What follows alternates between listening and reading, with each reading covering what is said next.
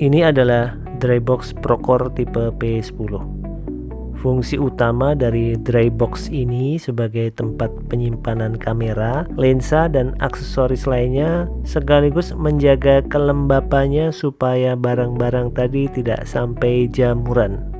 Saya kutip dari sony.com.sg tentang kelembapan ideal untuk penyimpanan kamera ada di rentang kelembapan 40-50%. Saya kutip juga dari weatherandclimate.com untuk rata-rata kelembapan kota di Indonesia. Contohnya di Jakarta sekitar 80%. Berikutnya Denpasar juga berkisar di 80%. Jadi kalau menurut rekomendasi tadi maka kelembapannya perlu turun dari 80% ke 40-50%-an.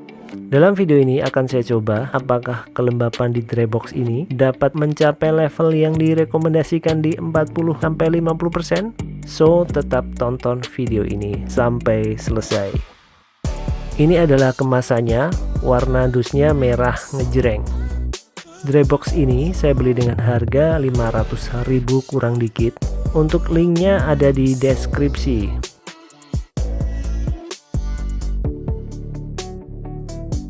Dalamnya ada warranty card. Ini adalah unit Drybox-nya, beratnya 1,35 kg. Ini penampakan dari depan, samping, belakang. Di bagian bawah ada dudukan karet dan label Procore. Bahan lapisan luarnya plastik ya. Di bagian atas ada hygrometer atau alat pengukur kelembapan udara dengan skala 0 sampai 100%. Untuk penguncinya seperti ini. Di bagian tuas pengunci terdapat lubang gembok seperti ini. Di bagian ini ada seal dari karet warna putih untuk menjaga supaya kedap udara. Di bagian dalam ada soft case warna abu-abu seperti ini. Di dalamnya ada elektronik mini dehumidifier untuk menyerap kelembapan sehingga udara jadi lebih kering. Ada juga adaptornya untuk memanaskan dehumidifiernya. Jadi dehumidifier ini perlu dipanaskan secara berkala supaya fungsi untuk mengurangi kelembapan udara dapat terjaga. Terdapat juga divider atau pembatas untuk dipasang pada soft case seperti ini. Ini adalah dimensi soft case-nya. Oke, akan saya coba kapasitas penyimpanan dari Drybox ini. Ini adalah Sony RX10 Mark III, akan coba saya masukkan. Yang ini lensa Tamron 60mm. Oke, ternyata masih menyisakan sedikit ruang. Untuk selanjutnya akan saya coba kemampuan dehumidifying-nya atau kemampuan menurunkan kelembapan udaranya.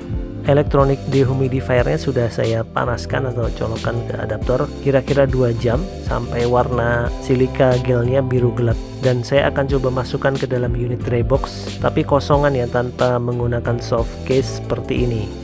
Dapat dilihat kelembapan awalnya sekitar 75%. Akan saya gunakan stopwatch untuk mencatat waktunya. Untuk mempercepat video akan saya buat mode time lapse-nya. Dalam waktu 30 menit kelembapan sudah bisa turun mencapai 60%. Dalam waktu 1 jam kelembapan sudah mencapai 50%.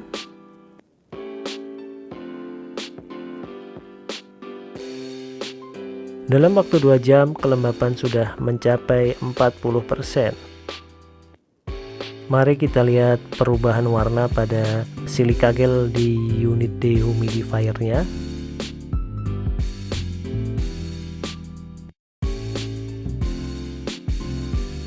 Oke, jadi terbukti dari tes yang saya lakukan, kelembapan dalam Drybox dari 75% dapat mencapai ke level 40%, dimana sudah masuk rentang yang direkomendasikan ideal untuk penyimpanan lensa dan kamera.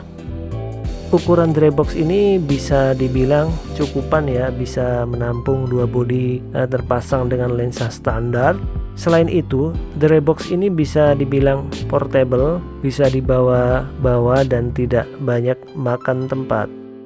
Oh iya, untuk tipe Drybox seperti ini kita harus cek hygrometernya secara berkala. Apalagi jika Drybox ini sering dibuka ditutup, maka kita perlu cek level hygrometernya. Jika sudah di batas atas, maka dehumidifiernya perlu dipanaskan kembali.